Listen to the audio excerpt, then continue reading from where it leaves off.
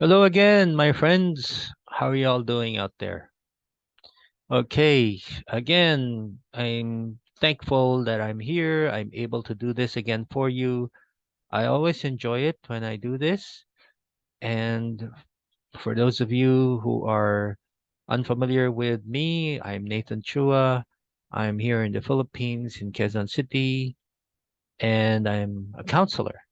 My website is onelifeonly.net. If you want to know more about me and how you can reach me, just please visit me at that website, onelifeonly.net. One is ONE. All right.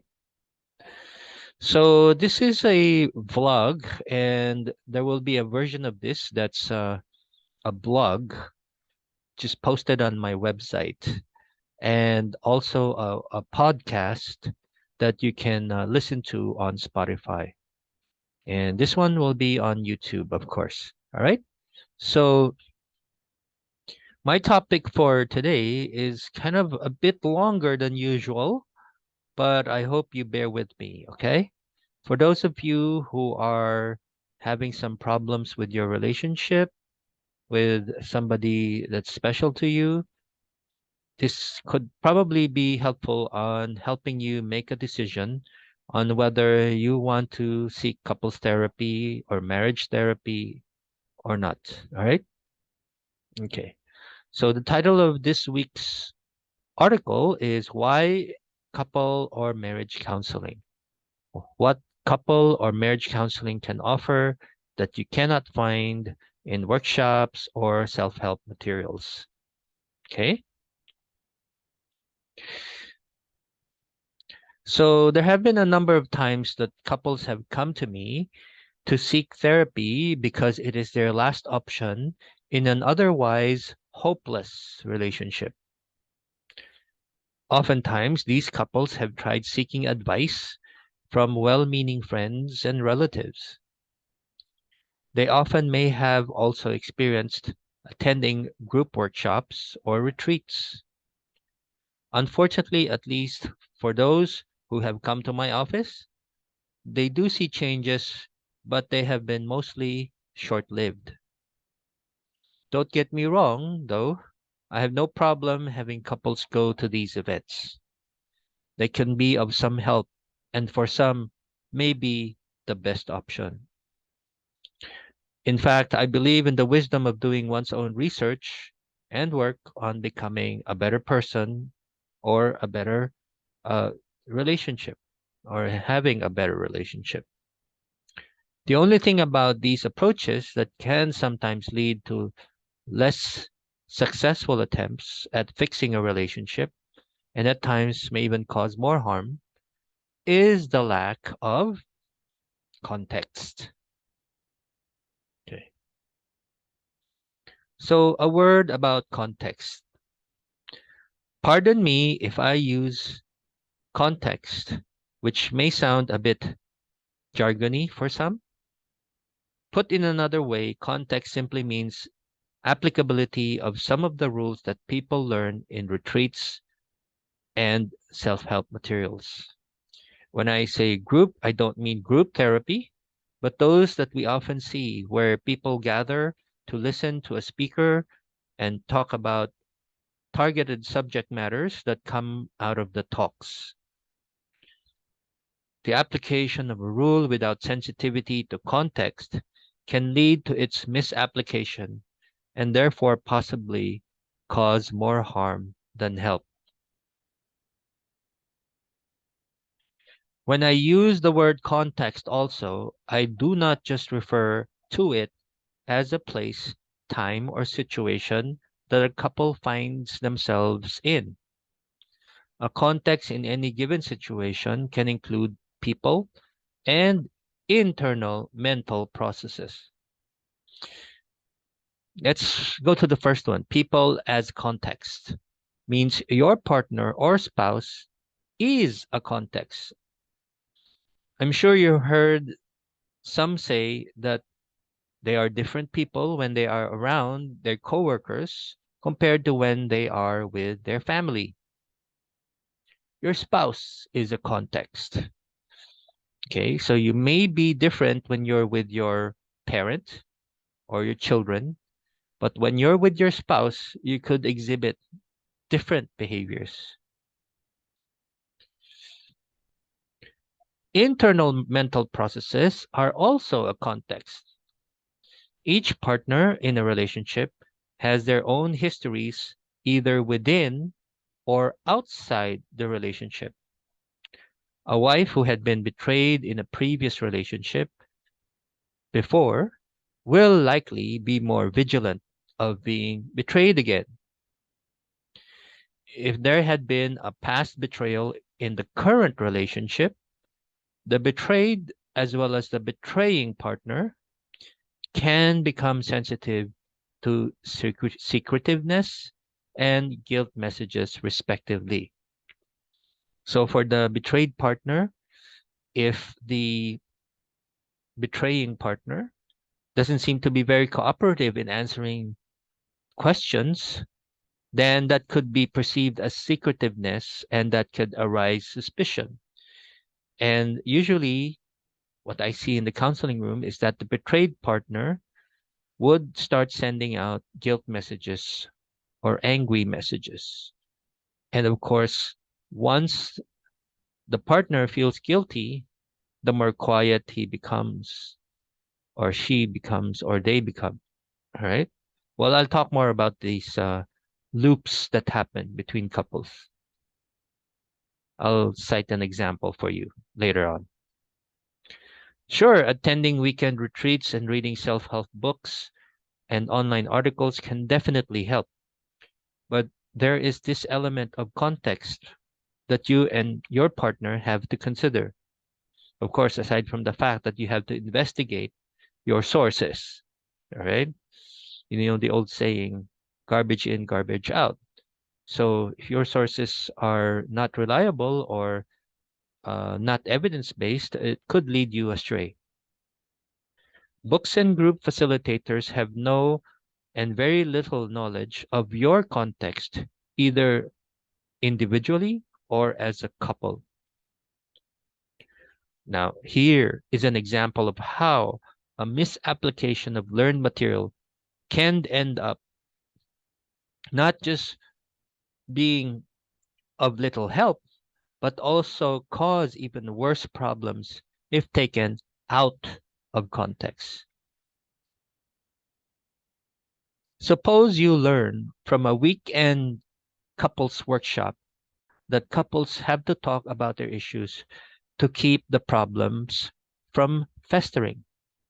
Sounds like good advice, right? Or sound advice.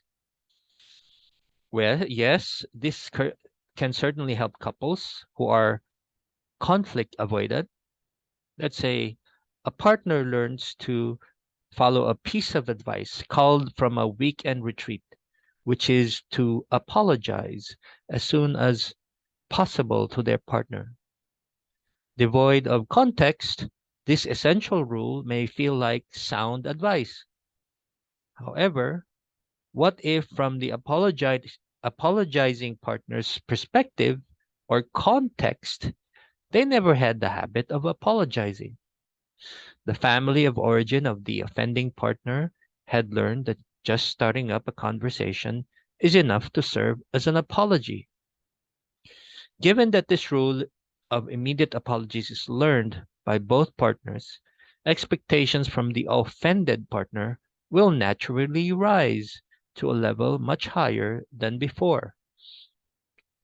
Well, they did spend quite a bit of time and resources to attend the retreat. Following a rule devoid of context can be damaging. How? Let's suppose the apologizing partner does the immediate apologies as advice. Having been reminded of this, the offended partner will be particularly noticing or sensitive of this, right? So, with greater scrutiny on how the offending partner would make the apology, or maybe even when, or how often, right? Being uncomfortable with the newly prescribed behavior, the apologizing partner, on the other hand, tries to make a sincere effort to apologize as possible, but falls short of the partner's expectations. If you're doing new behavior that you're not comfortable with, it's hard to control your expressions or the way you say it, right? So it may look half-hearted, right? So the offended partner can have the thoughts like, my partner is just doing this because of that uh, workshop that we attended. It's insincere and fake, contrived, and therefore doesn't deserve attention or appreciation.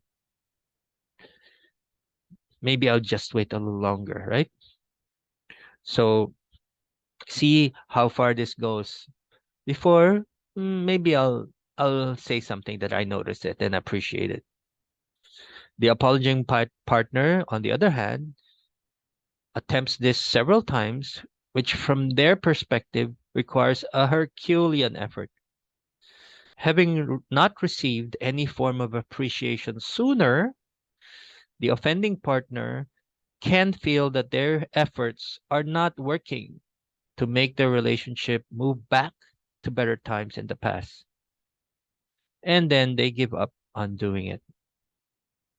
Now, the other side of it is the offended partner can then notice the short lived quality of the change and have thoughts about how hopeless their partner is, and that change is not likely to come anytime soon or become a lasting sign of better things to come. So the offended partner can say, see, I told you so. It was all just a front. It was all just a fake. It's not real. You're just doing it because we just learned it. This is not going to happen as regularly as I wish. So, to answer the question in the title of this article, couple counseling is indeed not a joke. It is hard work.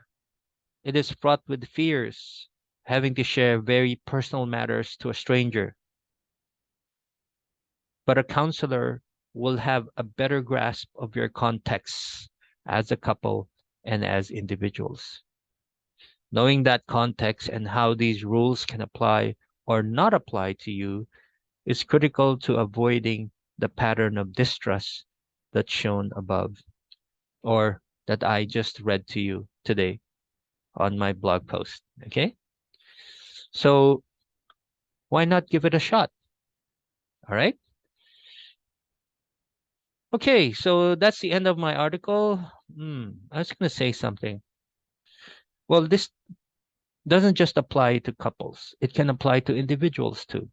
Think about the many times you've gone to a workshop alone on how to have better relationships or how to uh, handle your anxiety better or your sadness. All right. Think about those times and think about how you learn some rules that, uh, can be helpful, but when it's not applicable to your context, it can just make you end up frustrated. And this also applies to families as well. All right. Okay. So I guess that's it for now. It was quite a long article, so I didn't do a lot of ad-libbing, but I think it was quite clear on what I was trying to point out. So if you're ever wondering why I should go to counseling, or not really should, but how counseling can be any different from any of the other approaches that you can use that probably costs less time and resources for you, well, this is sort of like part of the answer. It's can I say bespoke or tailor made for you, all right, to your situation, to whatever is really important to you in the moment. Okay. So bye bye for now. I hope you enjoyed today's video or podcast or the blog post that I have on my website. Once again, please like and subscribe and please do visit my website for more information, onelifeonly.net. Take care. Bye bye.